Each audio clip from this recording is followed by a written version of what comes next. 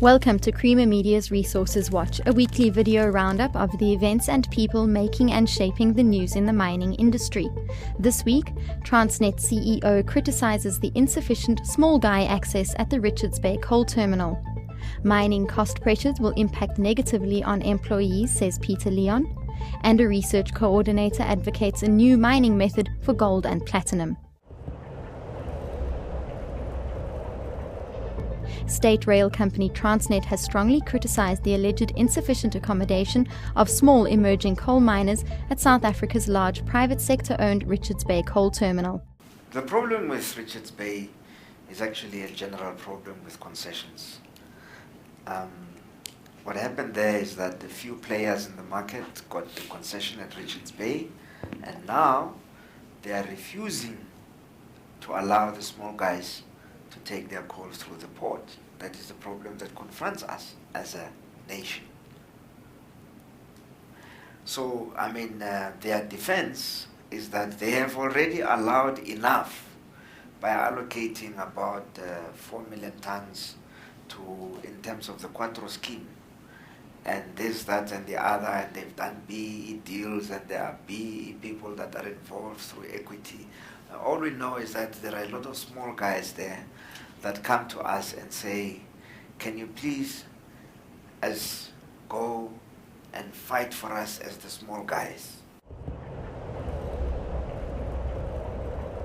Cost pressures put on the mining industry in the form of wage increases, high transport and electricity costs, and low commodity prices will ultimately impact negatively on employment, says Weber Wenzel, head of Africa Mining and Energy Projects, Peter Leon.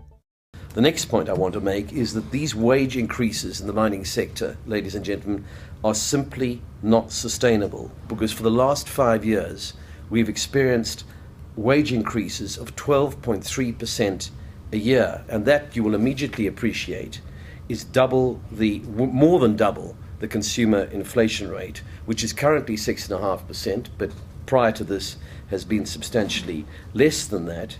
And the industry simply, in my view, can't afford double-digit wage increases. A new mining method, which avoids the wasteful shattering of precious metal during blasting, has the potential to boost gold and platinum mining significantly, says highly experienced research coordinator Dr. Robbie Robinson. I'm talking now about what they call the narrow lateral reefs. And this means that they are mining a reef which is maybe 20 centimeters at the most in width. But to get to it, you have to work at a stope level which is at least a meter. And the whole approach today is to blast that whole meter of stope face and take it all to the surface and recover the gold in this narrow little reef. If you could mine the waste rock selectively and throw it into the back of the stope, and then just mine the selective lateral reef containing all the gold and the valuable constituents, you can achieve many advantages. You can take up far less material, but most importantly, you could blast the valuable constituent in such a way that you don't lose gold and uranium and other things by turning it into a fine powder which is scattered around the mine in the explosion gases. For mining news as it breaks, stay logged on to miningweekly.com and register for our free daily newsletter.